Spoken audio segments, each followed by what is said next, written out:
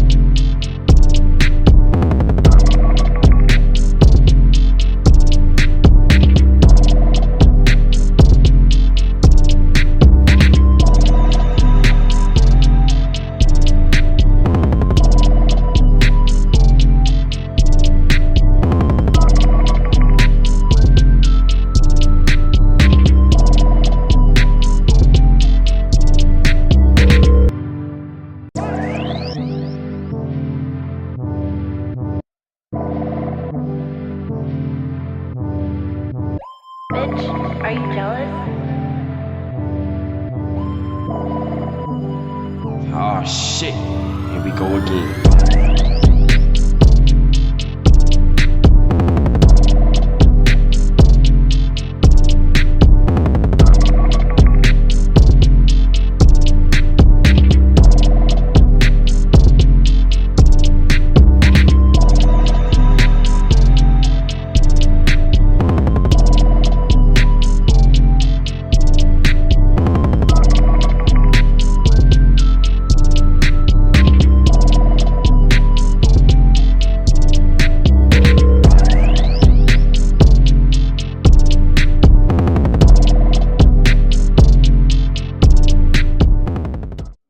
Mic test 1 2 1 2 1 2. Matter of fact, let me turn myself up right quick. Pew. For those tuning in who have already tuned in, we are live from the Deep End Theater as we get prepared for Midnight Marauder tonight. Period. Yo, calm down, bro. You know what I mean? Calm down. Let me turn up the gain on my compressor. Real compression. Yeah, man. 1 2. Maraud. You on the other one. All right. Check. 1 2. Can y'all hear me? That's good. That's good. Cool, cool. We in this junk. Let's go. Yeah. So, typically we're live from outer space, an unapologetic studio, but right now we are at the Museum of Science and History. We are live. Sounds great. Thank you, Dino Star Seed. I appreciate that. We're live, getting ready for Midnight Marauder. We got the cast on deck. You're going to see people behind us moving things around. Big shout out to C-Mage holding down the lighting. It's an amazing day. We had to move the whole setup here. We thought about canceling, but we was like, nah, let's tight beat. It's time to talk about Midnight Marauder. Let's Right? go. Yeah, this is not the event to cancel this stream on. Nah, it's not. It's not at all. It's not at all. Period. LJ, what topics we got, my G? All right, here we go. You know, of course, Midnight Marauder. We got to talk about that. Damn. Drop hard in it. So we talked production, and a thought that came to mind was how different is production, like currently within the last 10 years? Like, what's been the biggest shift? And something that I've seen, I believe it was on Thread. It was interesting. I've never, the homie I've never heard of this concept, but someone mentioned like charging an artist to sit in on a mix. I've never heard it, but yeah, I'm interested in y'all thoughts. All right, I guess we can start there, man. Are you charging artists to sit in on a mix? Man, I've never considered doing that. I've actually requested that artists sit in on a mix. Right. Yeah. Just to be like, yo, you fucking with this? You know what I'm saying? All right, we good. And you just keep going in a direction. Because I'm not a big fan of the whole revision stage of like, going back and forth, you know what I mean? And I just be trying to cut down on that as much as I can. But especially the further in I get, I can definitely see how, I wouldn't say annoying, but I could see how that could be a hindrance on process for sure. Like, the mix engineer, just like the producer and the artist, whatever, like your process is your process. And sometimes that process doesn't include somebody looking over your shoulder, giving suggestions unsolicited. Like mixing is just as much creative as it is technical. And sometimes you need the space to go through things that the artist won't like, but you got to go through that to get to, because you're finding something, you're looking for something, you're trying things out. Right. But if you're doing that in front of an artist, you run the risk of going through that phase into stuff that they don't like, and that gives them a negative emotional momentum unnecessarily sometimes. So I can see how, like, if you need to manage that right, then that can come at an extra cost, right? Because now you have to produce, you have to do what you do with somebody else in mind and control the vibe in the room. Yeah. Even just down to resources, like having water and whatever available. Really, just, I still got you know what I mean? See, I feel like you need an assistant on deck for that, like just to make sure, like, yo, let me focus on this, and you take care of whatever they need. Yeah. But yeah. It's all, also, like, you can't do it on your own time. Like, you have to, sometimes you're like, okay, I'm going to do this. I'm going to walk around. I'm going to go take a break. Like, it's just a lot of stuff. No, that's real. That's real. Like, is a part of mixing. Mixing be hours long. So, like, I'm going to go get something to eat or whatever. And you got to now host somebody in that process. Yeah. Thinking, and they thinking, oh, it's just a 3-hour session, whatever, that you could just sit in and it'd be done by the end. It's like, nah, this is it's different. So if you have to manage, that's a whole lot more to manage if that's not already your normal process. And it's totally understandable to charge an artist to take up that space. It's crazy because, again, I've never thought of that until I seen, like, that statement. I was like, And I think it's more so because, like, every artist that I've worked with, at least that I've was, like, mixed for, they know the process. Right.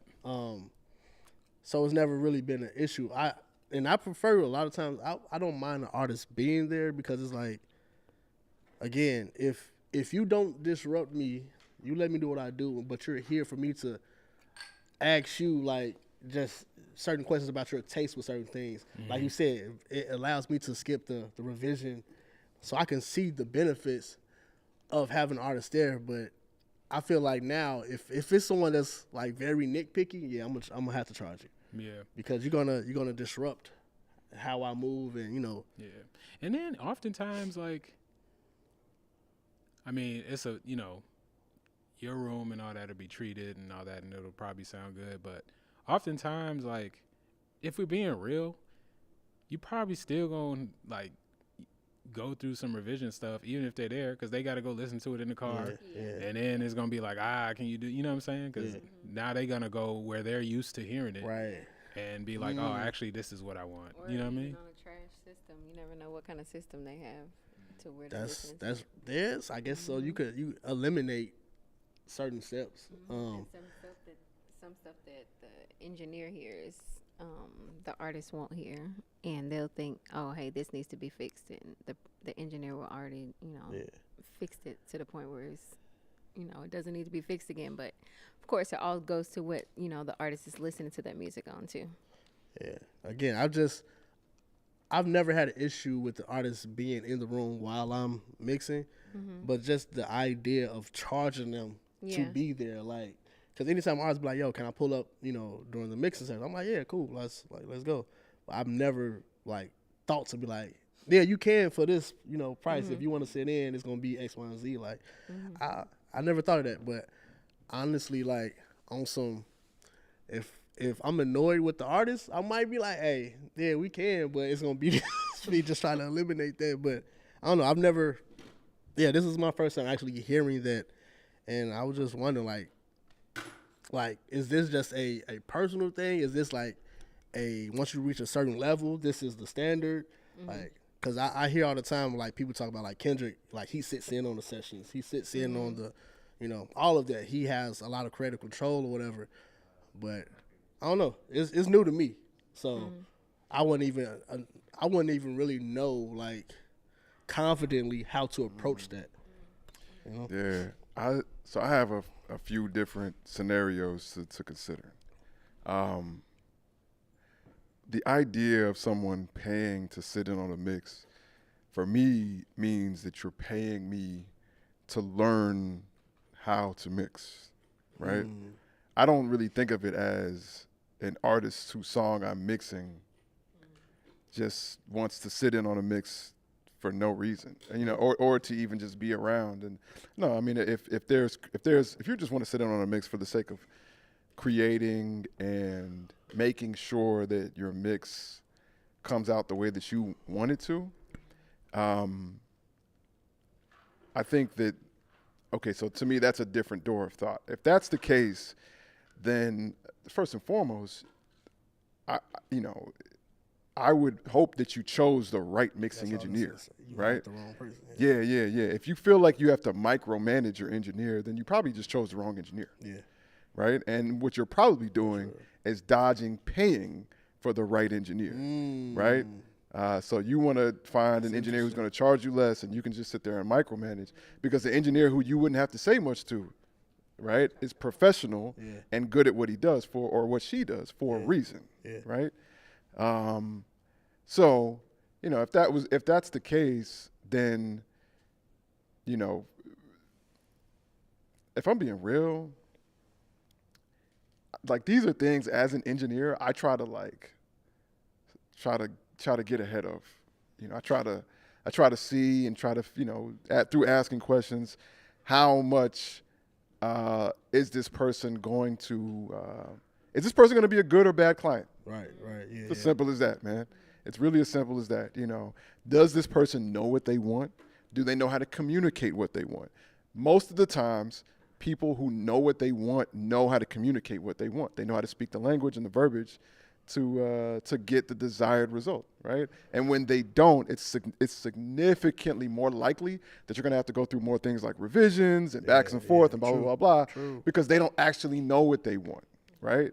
And you're just kind of reaching blindly for what you think is right, and they're gonna, you're gonna have to go through 10 revisions before they be like, okay, this is what I want. And it's like, bro, what are we doing here? Bro, man, look, you just made me think of a whole nother. So I don't. I tend to work with people who already have a built-in trust. I mean, I have a long enough career now to where people who reach out to me have a built-in trust for these kinds of things. But what Kid said is absolutely true. I think mixing is just as creative as any other portion of the process, right? And it's the same way a rapper or a singer needs, or would desire a certain atmosphere to create in to get the most out of themselves. Mixing engineers the same way too. Same way too. You know what I'm saying? And and I think that, like, I don't mind an artist being in the room with me when I mix if the artist understands what truly goes into mixing. If this is your first time and you find yourself likely to be like, hey, actually, can you do, then no, I'm not going to, then you got to be out. You got to be out. I'm sorry. It's just what it is. You can't be there. You can't be there. Because, like, what Kid said is right. It's like, and if my, I have done this in front of enough people to know, like, people don't know what goes in the sauce. Yeah. They don't know. When you're sitting there messing with that reverb for 45 minutes or whatever, you know, they don't know, I kind of want it without the reverb. That's because you're not done messing with the reverb. Yeah. Right? And a lot goes into that, right? That if you were to just walk in after I've done messing with the reverb, you'd probably be like, yo, this sounds amazing. Right? But you don't know what goes in the sauce, right? And when you don't know that, all of that can affect the energy in the room, and I'd rather you just not be there. Yeah. And for me to not have to manage how you're taking in what goes in the sauce. You know, I would rather not. For me, the best space to be in is to take a mix to about 80% and then be like, you know, where I know like, okay, what may need to be subjectively changed is things like the levels of the backgrounds and how loud the harmonies are on the hook, and you know whether or not they want this delay over here or blah blah blah blah. You know what I'm saying? That's when I'll be like, all right, cool. I'm almost done with the mix. We're closing it up. Yo, come through. And sit in on this part. But I'm not gonna have you sit in when I'm taking out all the clicks and pops and doing edits and all that stuff. Nah, I'm good. I'm not gonna have you. You're gonna be sitting there wondering what's going on. Fact. Yeah. Because the mix not gonna be done. The mix not gonna be done. The mix not finna be done that day. It's like, not. you know what I'm saying? And then you want me to do it, I'm supposed to take you to the car with me and all that? Like, you know what I mean? Not that that's a bad thing, but like, my car don't be clean all the time. You know what I'm saying? Like, it ain't meant for you. Now I got to charge to clean my car to mix your song? Like, nah, bro. Come up off that couple dollars. Come on, I need that. We got hold on. Let me see that right quick. My bad. We got a couple comments. Midas says, big shout out Midas. Midas says, I think it's a good idea for the artists to sit in on mixes because sometimes we don't know how to explain how we want our sound to be in engineering terms. Midas, I think it's a good idea for artists like you to sit in on the mix, you know what I'm saying? But Midas, some of the artists be the most annoying people on planet Earth, and it totally messes up the vibe of the creative process of being a mix. The same way if you were doing a track, if you were recording a song, and you know you can have an artist in the room with you too, another rapper, a singer, or whatever, and they're just annoying. It's gonna mess up your creative vibe, you know what I'm saying? And I don't think people understand mixing is just as creative an art form as anything else. And I think that's been like kind of one of my like, I guess gifts is that like a lot of the times, a lot of the artists that I work with, they trust me enough to like trust my vision and where it goes. And honestly, especially starting off, a lot of the artists I was working with, they didn't have a vision for their own song. Right. Like it just be a loop and they just rap, and I have to. So yeah, like most of them, they just like, hey, do what you. I trust you. Do what you do. But yeah, I couldn't imagine being in a session and everything I do, they just like, I don't know about that one. Maybe let's try this. I'm like, bro. But even Wait till when I they ask say you. Yeah, like even when they say the do what you do, they still come with the extra shit. You know what I'm saying? Like be all right, bro. I like how you do. I trust your drums, or I trust your mix or whatnot. Then next thing you know, they coming back 5, 6, 7 times. You know what I'm saying? I know you've experienced. I've seen you experience that firsthand, especially with people that on that we cool type shit or whatnot. Man, you know what I'm saying? Like fuck that. It's business. Bro, them be the ones Period. that ask the most shit. The ones that you like, bro, I got you. It's love. Yeah. Them be the ones that. And thinking that little piece of change is going like, to make some big on, changes. Like, no, nigga. like no, nigga. Hold on. I want to say something real quick. What Kid said earlier is real too, right? That's why it's a very situational thing. It's a very, what up? Big shout out to Portia in the building. Period. You know what I'm saying? From the Museum of Science and History. We live on Type Beat. Come hop in the camera right quick if you don't mind. Yeah. Oh, come on. What up? So we live right now. So we got a Portia in the building, you know, big shout out Portia, throwing it in, throwing the peace sign, you know what I'm saying? A big part of why this is even happening and how we're allowed to be in such a great space to make to make Midnight Marauder happen. Portia, you got any words? It's going to be an awesome night. Yeah. Glad to see some black and brown faces in the space. So come on out and have a good time with us. Let's get it, you know what I'm saying? Indeed, I had to show that I was black and brown. Yeah, man. Just in case they wasn't seeing that, you know what I'm saying? My man, what's your name, brother? Ralph? Ralph. What up, Ralph? You know, I don't really do the camera thing, but I'm Okay. Ralph. Co-CEO, Disbelief Tequila. Yeah. Taller than the screen, let me duck down some. For sure. Make sure you go to your local liquor store and Yeah. request Disbelief Tequila. Disbelief Tequila. Disbelief Tequila. Hey, you heard it here, you know what I'm saying? I don't know if you heard it here first, but you definitely heard it here. Disbelief Tequila. Go and heard it cop here at that, some you know what I'm point. saying? At some point. You know what I'm saying? Yeah. Yeah, for sure. Speaking of tequila, you know what I'm saying? Want to show the people what we got on deck for the night. You know what I mean? Okay, big bet. So y'all might have seen this sitting in the corner. We got Memphis Made Brew partnership. This is the second time we partnered with them. In 2019, we partnered with them for the Unapologetic Youth Scholarship. They made us a brew called, what was it, 3:30 on a Wednesday? 3:30 on a Wednesday. Yeah, 3:30 on a Wednesday.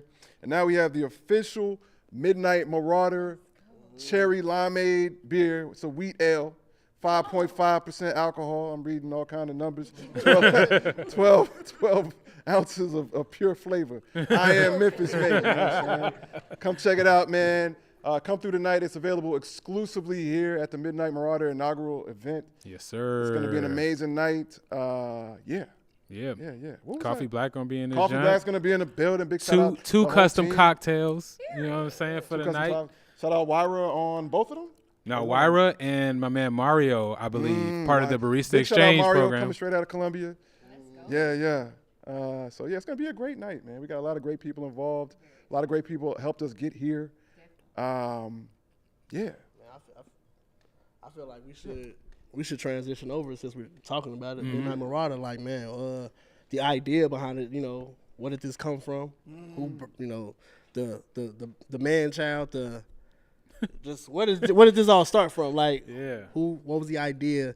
I know we've been talking, of course, and you said you and Mad, y'all said it's been years in the making, Bro. Like, how long was that process? What did that look like? And you know, how did we get here? Fam, there was two distinct places. Like, there was multiple places I wanted to perform, but two very distinct ones that were like goals. It was Low End Theory in LA and Boiler Room, wherever they be. You know what I'm saying? Because they be in different cities. And you know, that was one of the spaces that Matt and I connected. Like, for those of you that don't know, Unapologetic is 9 years old, turned 9 in August. And like, but it started, the first project we put out, it was Stuntarius, right? Yeah. But the first artist project that we put out was Better Left Unsaid, which was I Make Mad Beats' EP. All instrumental. If you couldn't figure that out by the name of the joint, it was an instrumental EP by I Make Mad Beats, and you know, it set it off to what we believed was going to be a momentum of really uplifting and showcasing producer artists in this city specifically, but also internationally, you know, whoever we, you know, would join the fold, me included. And the way God had it is, you know, our momentum transferred into multiple ways, and those ways helped us grow the branding of everything in ways that we did expect, in ways we did not expect, but, you know, perfectly though. It got us to where we are now. But to be honest, like, it's been a while since we've been on that producer focused tip, and that was always a part of the original vision for Unapologetic. Right. And this is just us returning to form, returning to the original inspirations. Like, Stone's Throw is littered with producer artists. Stone's Throw is a huge inspiration. Warp Records, a huge inspiration. Brain Feeder, huge inspiration for the idea of Unapologetic. And these are all you know, entities that showcase and celebrate producers and performing producers as, you know, the main artists. And Unapologetic is no different and will be no different. And this is just a part of us creating the environment and the culture in the city for those artists to thrive. So yeah. And Perry. Big shout out J Kid who let me know that we're kind of losing right here with this shortage in this cable. It's all love. Yeah, so I'm just holding it. I'm gonna hold it like this. Yeah. Yeah, man. Yo, calm down, family. Calm down, family. Yeah, man. It was. One of the reasons why I love Mono Neon, right? Like one of the reasons why first of all, he's just family, right? He's from the same hood I'm from, and but one of the things I loved about him is that typically you feel like bassists should be in the background, right? Bassists are supporting elements that should sit deep in the background and support the band or the vocalist, right? But Mono knew that he had, a creative existence that was not a background one, right? It was one that, he could be in the forefront. He could be the main idea, right? And I want to point this out too. Mono believed and exercised these ideas long before he was singing, right? So that singing is actually a relatively new thing for him. He had 6, 7 albums before he was singing anything, and it's just because, he fashioned himself as an idea. And he would allow himself to create, to perform and to brand himself as an artist, not just a bassist, right? And for producers, it's the same thing, right? Like we're creatives. Every time, or not every time, but I say the majority of time producers are on stage, it's in the form of a battle, right? And yeah, I love to watch beat battles. I've seen 1,000 beat battles, you know what I'm saying? I love to watch them, but if rappers can battle and perform, why can't producers battle and perform? And in 2015, Kid Maestro mentioned something on Instagram a few days ago that I don't think I really put together, which was that, the day Kid asked me to come around, it was right after seeing me be a performing producer, right? At a Master Ace show in Midtown, and and how impactful, because if Kid never asked me that day, if he never sees me play, and never asked me that day to come around and eventually become my assistant and so forth, I don't know if I started Unapologetic. You know what I'm saying? I don't know if I go on to do a lot of these things because, finding Kid was finding somebody I knew I could build something with. I knew I'd have to teach him a lot of things along the way, but I also knew that this is the kind of person that if you invest in this person, man, he'll become what he's supposed to become. You know what I'm saying? And so, watching producers, watching electronic artists, watching beat makers, right? I mean, like all of us, we're watching YouTube videos all the time of other producers, other beat makers, other electronic artists, other DJs, right? And we're just as much fans of them as we are vocalists, And so I want events like Midnight Marauder to encourage the performing producer, right? To be a platform for producer-focused events and ideas. And I want to make that not an unusual thing. I don't want this to be an anomaly, right? I want it to be a normal thing. That's something producer-driven is where you can come out and dance. It's where you can come out and listen and learn. It's where you can come out and get inspired and motivated, right? But we have instruments. Our instruments are computers. Our instruments are beat machines. Our instruments are traditional instruments. Our instruments are, what's up? I think that's shortened. It's shortened? Okay, cool. Damn. All right, cool. Let's switch this out. Yeah. Let's switch this out. Yeah. Hit the 48 volts. We about to switch out mics. Shout out to me for having multiple mics on deck. You know what I'm saying?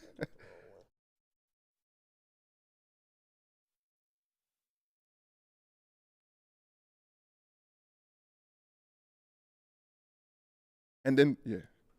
My bad. We gonna pause for a second? Okay. Yeah. I want producers to see this, and then I want them to think like, man, I'm a producer. What does my performance look like? You know what I'm saying? What is it like for me to be the focal point of something? How would I do it my way? And I want to inspire that because so many of our producers and so many of other artists, right? I mean, whether we're talking about a Mind Sign all the way to to Daedalus, to legends like Flying Lotus. But even on the other side, right, where you have vocalists like Anderson .Paak and and a lot of what happened in the Odd Future early days, right? So much of that is linked to the creative communities that is Low End Theory. And big shout out Daddy Kev and everybody who took place and took part in making those things happen. DJ Nobody, you know what I'm saying? All the originators for those ideas out in the West Coast, and I feel like, even when we look at today, right? When we mention all of the Memphis legends who got Memphis hip hop, Memphis music, popping at this current level, like most of them were producer rappers. Yeah. You know what I'm saying? Yeah. Like we talk about Juicy, these dudes was on the boards. Facts. These dudes was making beats, right? And it's like, nah, like it's time for this, bro. It's really time. It's about that time. About that time. Yeah, honestly, man, it's surprising that in Memphis it has taken so long to create a platform like this, like on any level, because of the amount of producers that are here. Like, you see so many like producer battles and stuff pop up out of nowhere, or whatever. But it's like, why? I don't know. It's just why wasn't this a thing? Well, honestly, in my opinion, I don't think. Well, first of all, I think it was a thing. Like, okay. My man Luke, we just did his radio show, and he was talking about Memphis, which was a record label, and they put out instrumental.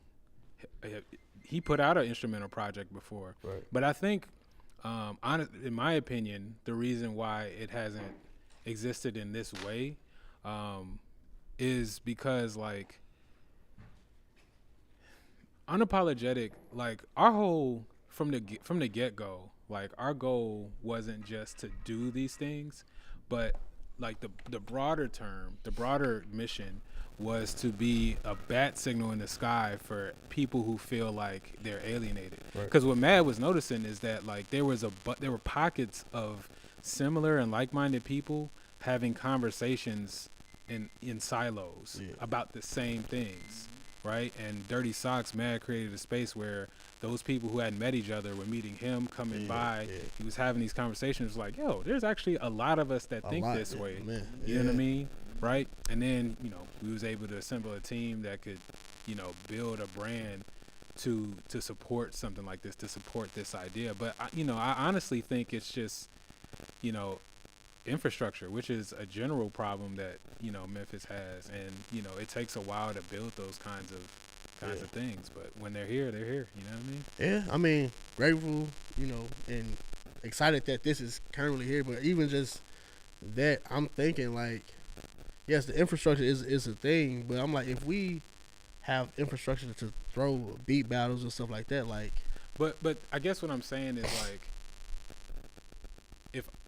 when I moved here, right, my idea of what it looked like to be a producer and perform was very limited. Yeah. You know what I'm saying? It was a very specific kind of sound that wasn't necessarily my sound and in there. So then I meet Mad, right? And then I'm like, oh, you could do this, and it's like he's like more in line with the vision of where I want to go. Right? So I happen to have that chance encounter. But I existed, right? With nobody that I knew even did this. So what am I thinking? Like, I either got to go do something else or go somewhere else. Yeah. No, you know what I mean? Real. And so real. Without the community kind of thing, like, I feel that. Nobody even knows that there's an audience for this. There's like a community to even do something like this for, because nobody knows there's other people like them. You know what I mean? I agree with that, because I remember when I first moved here, I definitely thought like, man, I'm in Memphis, everything. Now I gotta switch my style up to blend in and fit, and I'm like, I don't wanna. Yeah, and I was fighting, like I legit was fighting with that because I couldn't find artists. I'm like, bro, I'm not from Memphis, and even though like people like Memphis artists, they love the stuff that I was making when I was on this is my Memphis sound, my version of Memphis sound. To me, it just didn't feel right. So I'm like, nah, I can't commit to that sound. Like, of course I can do it.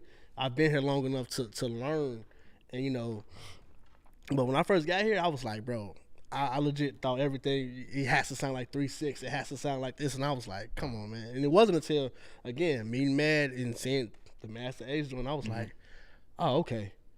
This is here. And then I started meeting more people and was like, okay, so we. Yeah. Then you get encouraged. We're like, okay, I can actually do something like this. You know what I mean? Like, and so that's in part what Midnight Marauder is for. Yeah. Bro, when we got here, bro, we met the what was his name? It was Jack, and who else helped us get in here that we was talking to?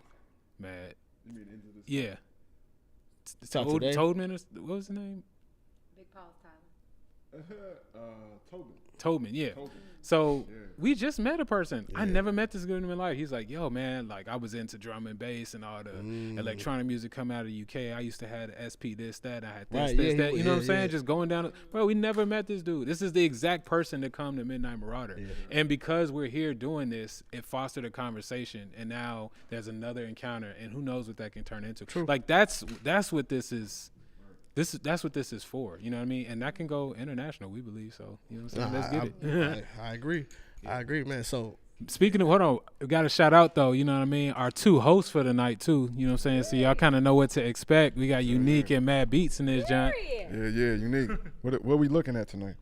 We Marauder for ears. That's it. You feel me? No, we looking like fresh vibes, you know what I'm saying? I'm bringing my own unique style to this. Yeah. I hope to be an inspiration to anyone else out there. I hope the words that I say inspire you to do something different as they inspire me.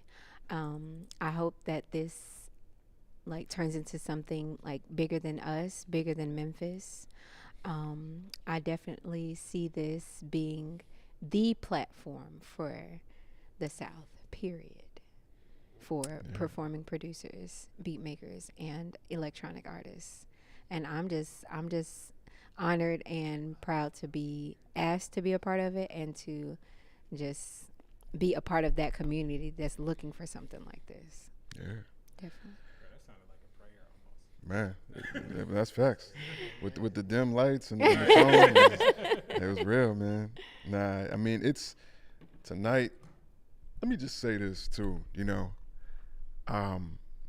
Like sometimes I don't know if this is like the competitor in me or a mix of the competitor in me and the desire to always be proof that being different is okay.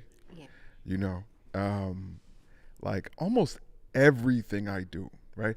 All right, I'm gonna keep it all the way real with y'all. I'm gonna say something live. I don't think I've ever said live. Let's go. You know what I'm saying? You heard it here first. Yeah. Hey, when they called me to do a TED Talk, right? He said, yeah, you know, you can do it about whatever you want to do it about. You know what I'm saying? As I was trying to figure out, man, what is my TED Talk going to be about? I started looking at other people's TED Talks, right? And I started reaching out to advice. I actually reached out to a few people who I'd known who had done TED Talks before. And I reached out to them. I was like, yo, give me some advice on how to do it and blah, blah, blah, whatever. And I'd say about 2 or 3 weeks, I was like, all right, cool. You know, I think I know how to do a TED Talk after receiving all of this advice and blah, blah, blah, blah. You know what I'm saying? And then I just had an epiphany where I was just like, no. I need to take all of this information about how people have done TED Talks to do the polar opposite, right? I don't want to fit in at all. I don't want it to look like a TED Talk or feel like a TED Talk. I don't want it to be like anything you've ever seen, right? And so, you know, so I started to think, all right, when I look at TED Talks, it's always some dude walking around like Steve Jobs introducing the iPod, you know what I'm saying? And I was just like, all right, bet. Well, first and foremost, I'm gonna wear my mask. Number 2, I'm gonna have an NPC. Number 3, I'm gonna have my homies on the stage with me, acting out random stuff, you know what I'm saying? And I'm gonna say things and characterize things in ways that I know are unique to me, you know? And everyone who was there and everybody who saw that class, and I say this with the utmost respect to the other people I shared the stage with, because I met a lot of really cool people that night too in the green room. I truly did. But without a doubt, my TED Talk stole the show, right? My TED Talk was on the cover of 3 news outlets the next day. There are literally organizations in this city that when they hire people, they play them my TED Talk, right? And all of that is genuinely because I always dare to be different. I love when people, I love it. I love the pressure of walking into a scenario and be like, okay, man, do I got to play trap beats? Do I got to do beats like this? I love being like, not me. Yeah. Not me. I love it when it's 36 hi-hats in a bar for everybody else's beat except for mine. Because to me, the number one goal is to be remarkable. I want to stand out. I don't want to fit in. You know what I'm saying? Fitting in is something I let go of in high school. You know what I'm saying? And spaces like Midnight Marauder are to help strengthen that muscle of what it is to let go of the desire to fit in and to sit in the desire to be unapologetically yourself, right? To show those productions where you experiment and you try new things and you actually want to see how people are going to respond to that, right? And to hear that shit loud as fuck in front of 100+ people, you know what I'm saying? While sipping on amazing brew, you know what I'm saying? From Memphis Made Brew and Unapologetic, and amazing brewed up coffees from Coffee Black, you know what I'm saying? And being able to talk the language, right? So that way when you do run a crazy filter combination with a distortion and then you get off the stage, you can say that and they're gonna know what you're saying. Yeah. You're not gonna be a nerd. Like they're gonna be able to speak the language. Yeah. Yeah. You know? It's important. That is so important to foster, spaces where people grow the muscle of being themselves, right? And then you can walk away from these fostered spaces and go out into the real world where it's harder to be yourself with stronger muscles in doing so. That's right. That's it. That's why we do this. That's why Midnight Marauder exists, because the future starts with experimentation. Innovation never happens without experimentation. And that's what I want to see. I want people to come in here and play that beat that switches up the tempo 86 times and you pulling out synths and random crazy shit that you ain't never used before, but you want to play that here. You know what I'm saying? It's very much welcome. Like, that's what I want to see. And tonight we got the legendary Lord Wyra and the infamous HD3. Let's go. You know what I'm saying? Starting it off. You know what I'm saying? Lighting it off. And I'll say this, man, big shout out to them for holding down such a heavy position of the inaugural event. Like, they're setting it off. Like, in no way, like, that's an important role that they're playing. Definitely. Right? And I know HD, he's coming with a variety of things. Wyra's most likely rocking off of the SP404 with the Doom mask as soon as you turn it on. Big shout out Wyra, I didn't, strategically, I'll explain this later. Strategically, I didn't want to set off the first one. And to be quite honest, I didn't want Kid Maestro to set off the first one either. I wanted this to be community focused, community facing, and inviting others into play. But one day, I make mad beats, Kid Maestro, we will play this, you know what I'm saying? Go. And when we do, oh man. I want to hear shit. No. Ah man, that's all I'm gonna pass the mic.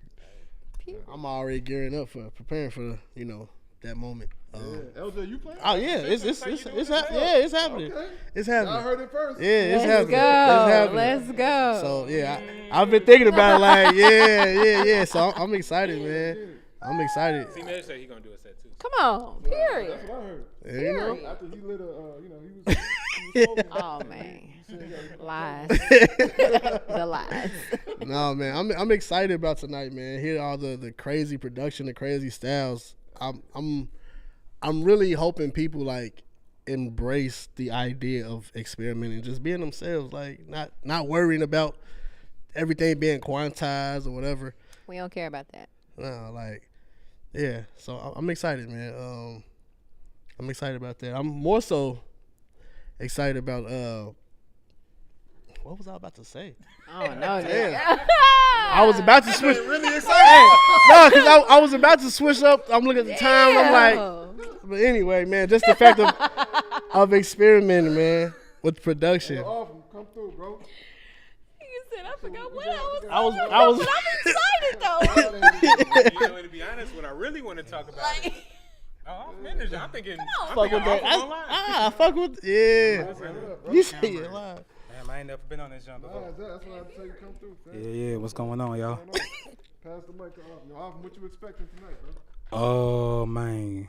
A bunch of beats and a bunch of people with their arms folded in their AO stance and like the main mug. You know what I'm saying? A whole bunch of scrunched up face expressions and focus. Yeah. Hey, is that just the like standard producer stance? Man, that's like the standard like 90s. Can we cuss on this jump? Is that shit? Yeah. That's like the standard like 90s nigga. You know what I'm saying? AO stance. You know what I'm saying? In the words of Drake, that's the judge that you wear like Ennis jeans and Timbs with. You know what I'm saying? Yeah. AO stance. Oh yeah. Ah, yeah. Can we show one of the joints? Yeah. Yeah, so we definitely got to bring back the unapologetic OG junk that I'm wearing right now. Now you can't go wrong with the black and white, you know what I'm saying? Rock it all night. But also we got the Midnight Marauder edition junk, you know what I'm saying? We're keeping it very tribe with it, you know what I'm saying? It's a lot of blacks and greens and reds and pro blackness and fly music going on, you know what I'm saying? Fly music. Yeah, man. I fucks with it. Yeah. Come get fly with the squad, man. We're gonna be up here 7:00. Mosh. Yeah.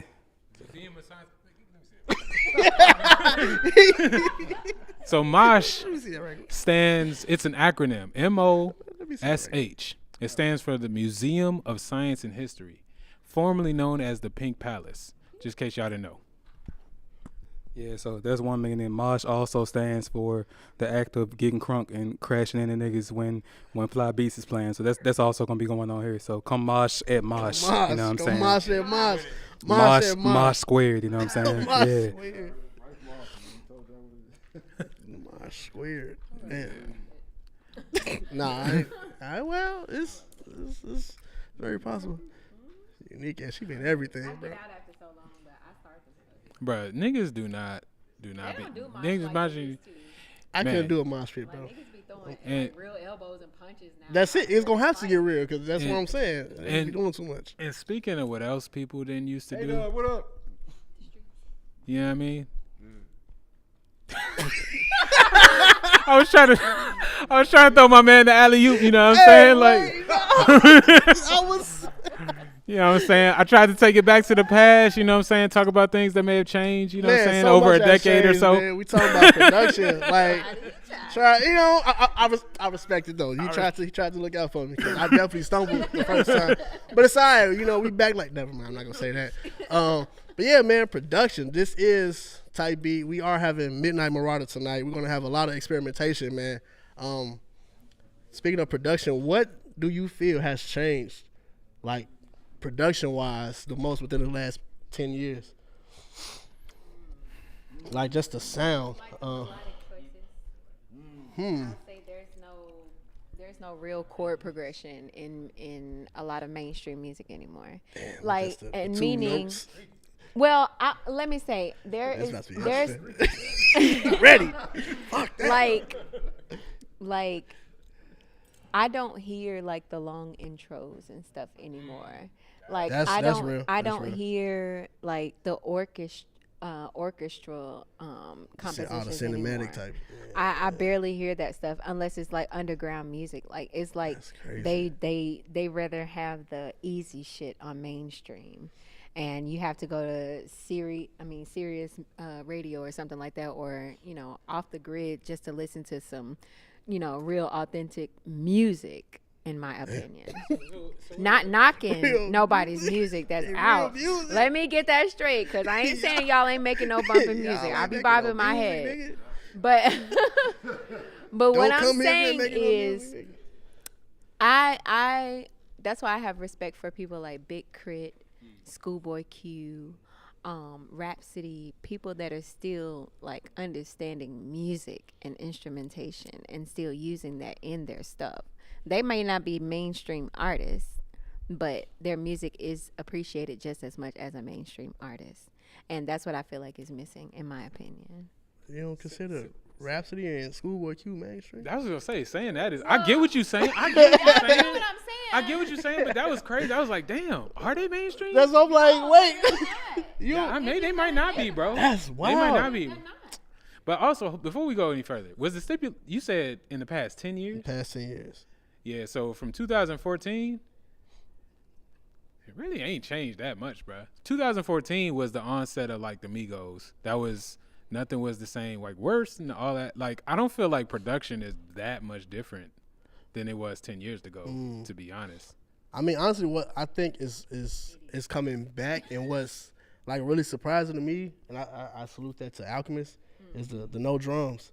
Like that, I feel like that's becoming a more popular thing. Like I feel like it was here at one point, it left, and like now it's coming back. And It was more so in R&B. It yeah, wasn't and rap.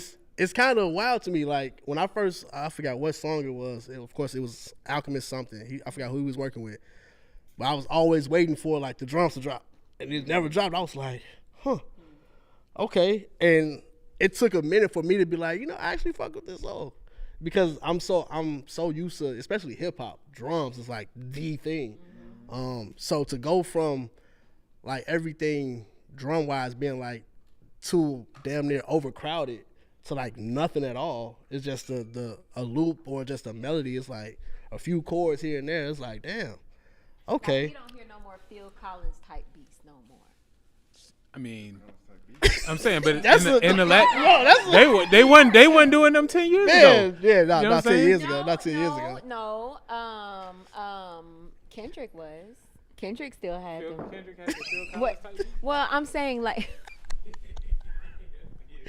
Yo, kid ain't letting me know, mercy.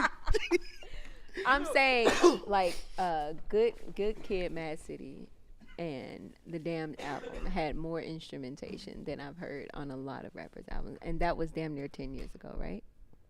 That was shit, I'm finna say to Pimp a Butterfly had everything on them, like. Yeah. But do you that hear was any rare. To Pimp a Butterfly? Well, let me not say that, because Smino and Let me say something right quick.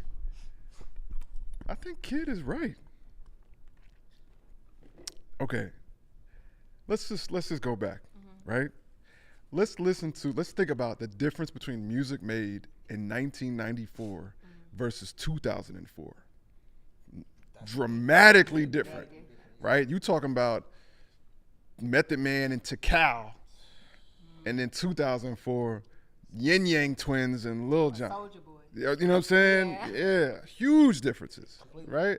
Okay, now let's think about 2004, and 2014, right? Yeah, definitely, not. I think that there was more of a sonic change than anything, but there was production changes because back in 2004 we had gotten ridiculously simple. You know what I'm saying? Do, do, do, do. I mean, damn, that's not like it. But which is interesting, right? But yeah.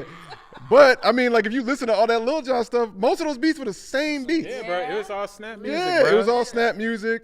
Now, I hate to always define music by what's happening commercially, because even in the underground, right? So in underground hip hop and other things, at that time, you still had they were still living in like traditional sampling approaches.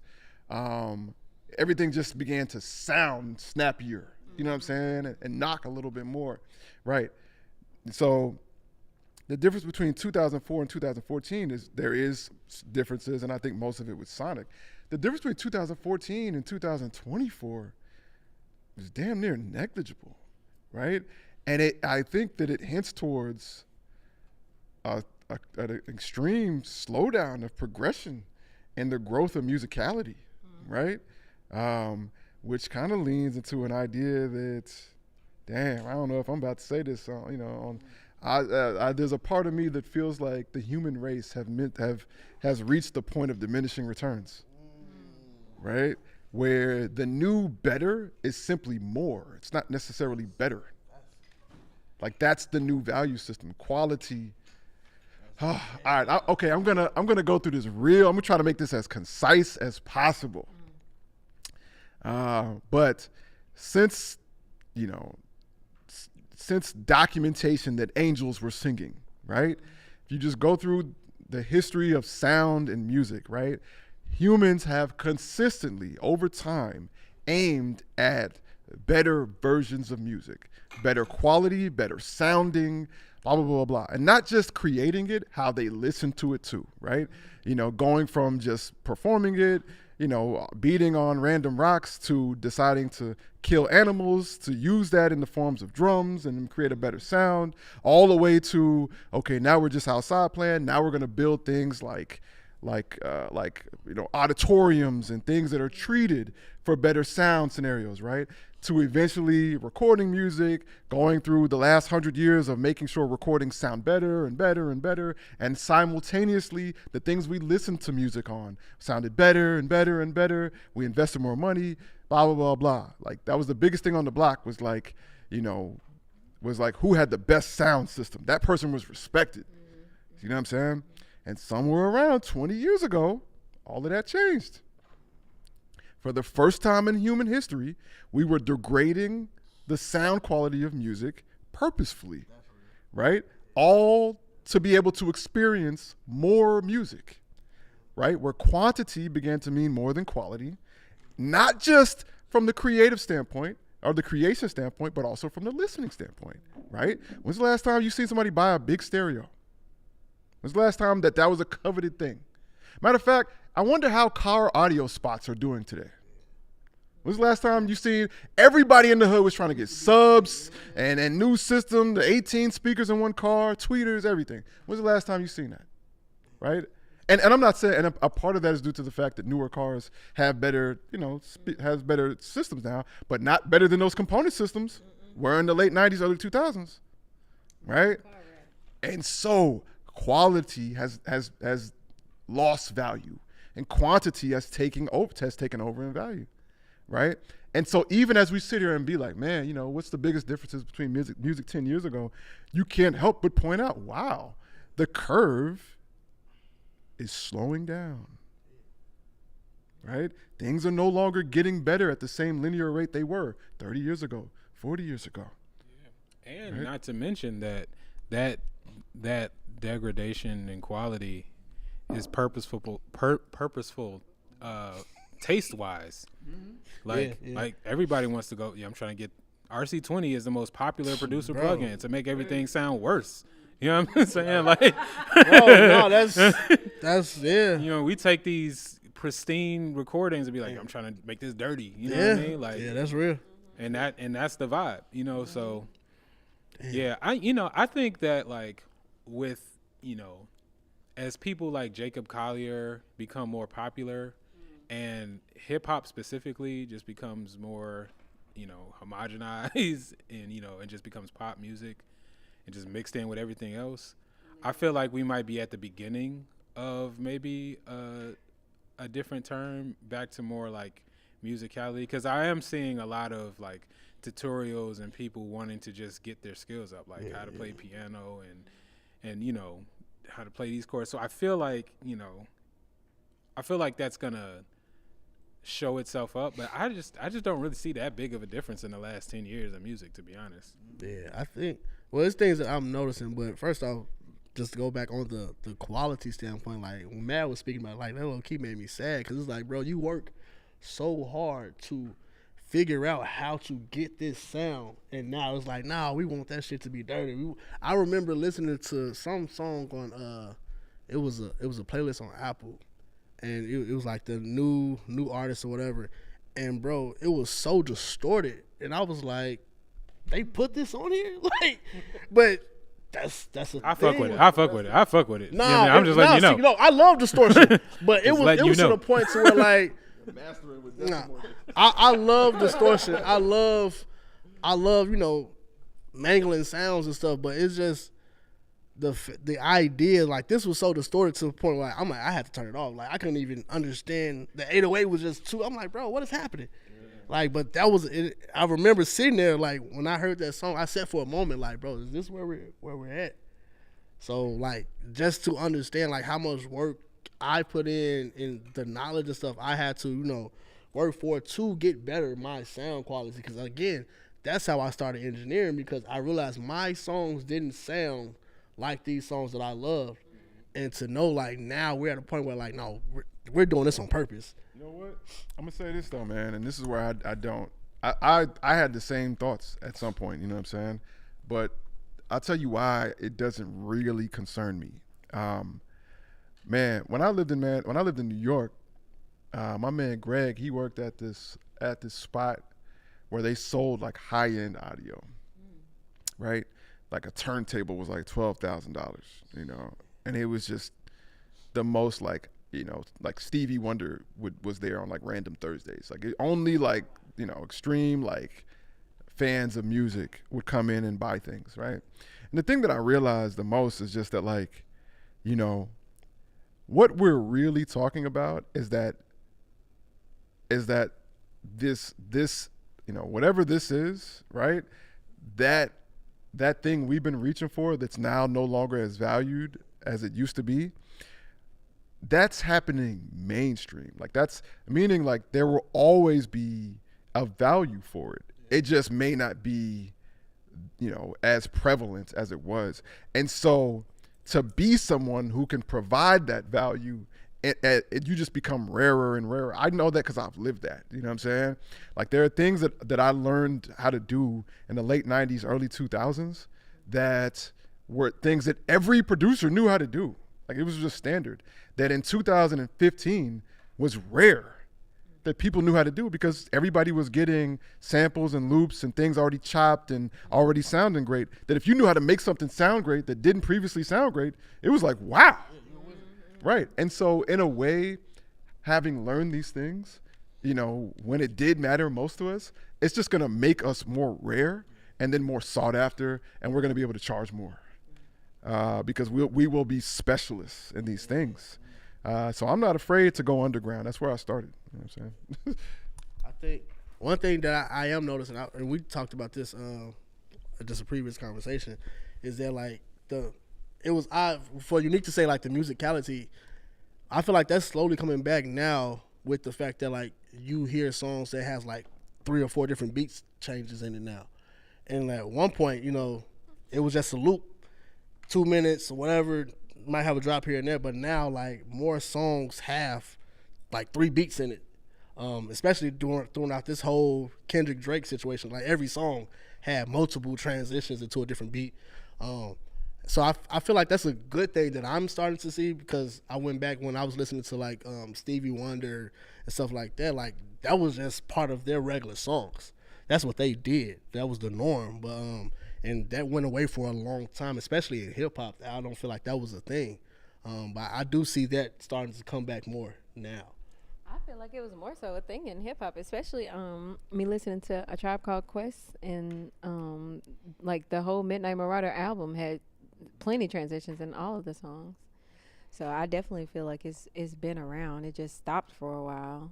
But like, I do agree with you. Like, even with Drake has been the one mostly. Drake and Kendrick have been the two that, and it's so crazy that they're rivals, but they've been the main 2 people that I know that do those beat changes in their music.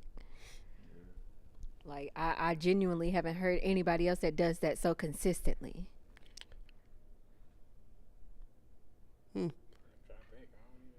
Like, literally only Kendrick and Drake, because Drake did it with 21 Savage. I wonder if that's a money thing. Bro, I was just talking to C Major about this. I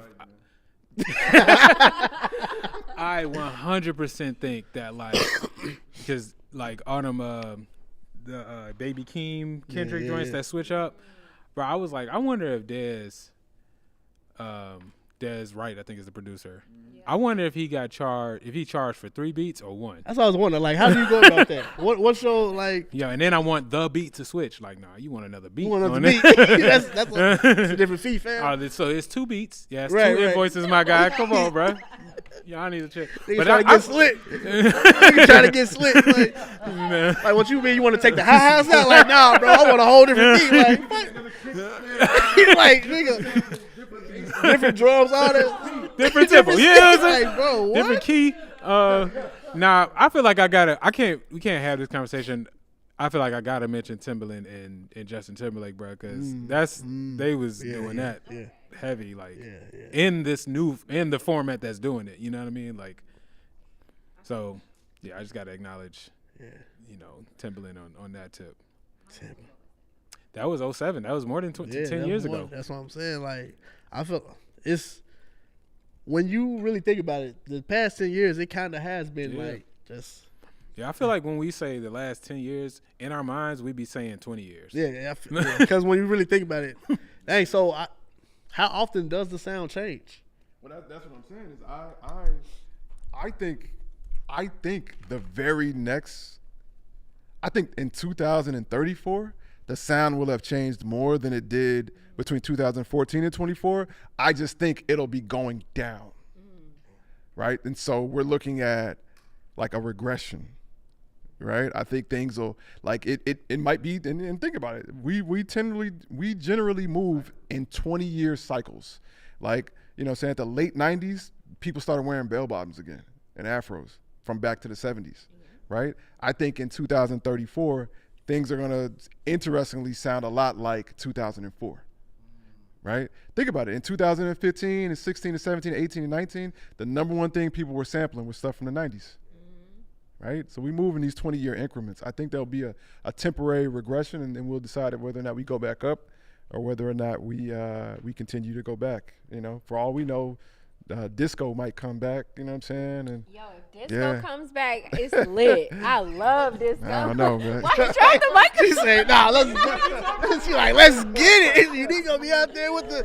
I love disco music. Yeah, For with the real. skates and Period. That's interesting when you think about it though. Like it hasn't been that big of a change. So I think just thinking about just the cycles of this. So it's gonna take that one person that's gonna jump out and like not be afraid of sounding outdated. That's gonna change it back. That's yeah. I mean, I think what is really I mean everything Mike Jackson don't count. Big shout out my G Bash. Yo, that's facts. But we not counting Mike Jack. Yeah, you know he what I'm wasn't saying? disco. No. He's Mike Jack, bro. Yeah. But yeah. That's Mike Jack. Period. Yeah, man. Nah, I think it's gonna require, and this is why artists like Kendrick Lamar are so important. You know what I'm saying? Because like he has the ability to change the tide, or he had it. I don't know if he might be past that prime. You know what I'm saying? Because I mean he's in his OG era, and and just simply because of that, no matter what he's talking about, there's always going to be a distance between him and 20-year-olds. Yeah. Right. Yeah, but when Kendrick was 20-something years old, the 20-year-olds were directly affected by him. You know what I'm saying? And so you're really looking for that next pioneering artist it's not just about Kendrick either. It's about the fact that he was supported by Dr. Dre and Jimmy Iovine and a high-level marketing machine, right? And so you're looking for who's willing to push the culture forward, test out some new things. Again, man, I'll never forget being in and around the Aftermath camp in the era before To Pimp a Butterfly dropped and how much they were like, no 808s. We're not putting no 808s on a Kendrick album, but on this next album. And I was thinking, yo, that's crazy because 808s is in everything. And then To Pimp a Butterfly came out and changed the world. And so it's not just about, hey, you got to have a Kendrick. You got to have that machine that's equally supportive of pioneering visions or innovative visions. You know what I'm saying? And you're just waiting on that next scenario. And if that scenario don't come, that curve is going to continue to regress. Speaking of the machines, it made me think of Griselda. Like when they first jumped back out, like I feel like they changed the sound, at least a pocket of it, to back to the what we call, at least with the heads hip hop. the boom bap or whatever. Like that's their sound. So oh man, that's crazy though. Just thinking about there hasn't been no big change, and the fact that we say we're going backwards, that kind of, I don't know. As a creative and as someone that's constantly on the path of like learning and getting better, it's like it's kind of discouraging. But again, like you said, you become a specialist at that point. Yeah. But I don't know. I love seeing the different perspectives with music. I'm what's homie name? He did a project with I think Danny Brown. No, what's homie name? What's the name? I think the name of the project, I believe it was Danny Brown, but the name of the project was The Scaring All the Hoes, something like that. I'm pretty sure. I forgot his name, but that project, it sounds, the way they approach the samples and everything, it's completely different from anything that I've heard. I would love to see that jump out more, but I'm interested to see what's going to be that new sound, man. I don't know, like what could be next. Unique. I fucks with that. Well, I mean, hold on. You know what I'm saying? We are looking for something unique. You know what I'm saying? So that would be nice. And on that note, you should probably, as we end this episode of Type Beat, you know what I'm saying? You should probably come on in because we about to rep for Midnight Marauder. You know what I'm saying? You know, look, if you listening to the sound of my voice right now, we are live from the Deep End Theater. Right? In a few hours, we will be launching the inaugural Midnight Marauder event, platforming producers, electronic artists, DJs, and beat makers. Yes. And unique to my right, to your left, will be the host for the night. I'll be co-hosting just for this inaugural one. But after this, John, I'm out. And it's gonna be a crazy night. Unique, you got any words? Be there. Be there and be square. I have no problem with being square. Period. I love being a square. Absolutely. You know what I'm saying? Just come through, be open-minded, and let me just say this. If you don't already, please download the Unapologetic World app. It's available for iOS and Android devices. It is free. In that is where you get tickets. It's where you can join our Discord. It's a whole bunch of producers are in there chatting, you know what I'm saying, talking right now. Literally. And if you don't want to pay the extra $3, get it in the app. You heard what she said. You feel me? Period. It's $15 if you get it right now. It's $18 at the door. So go ahead and sign up. The open aux segment is full. It's full. We have way more than enough signed up. So even if a few people don't show up, we still got people who will fill those roles. Shout out to everybody that did sign up. We definitely appreciate that. For real. We could not have done this without you guys. We appreciate y'all. Absolutely. We're going to hear some interesting music tonight. And with that being said, my name is I Make Mad Beats. Midnight Marauders tonight. Be there. Museum of Science and History, the Deep End Theater. Here's what you do. 7 p.m. Here's what you do. When you pull up, swing around the back. Like, go ahead and just go around. That's a wild, you know what I'm saying? That's wild as hell, you know what I'm saying? I'm a lady, why not, you know? Go ahead and swing around the, you know what I mean?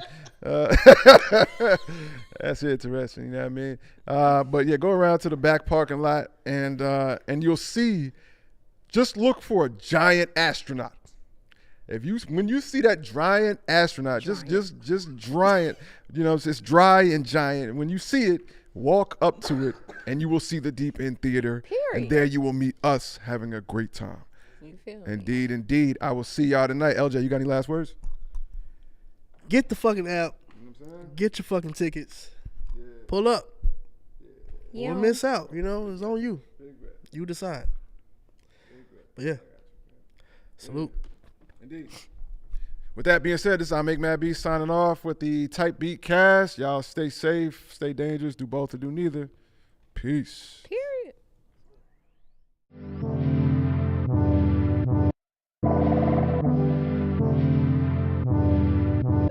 Bitch, are you jealous?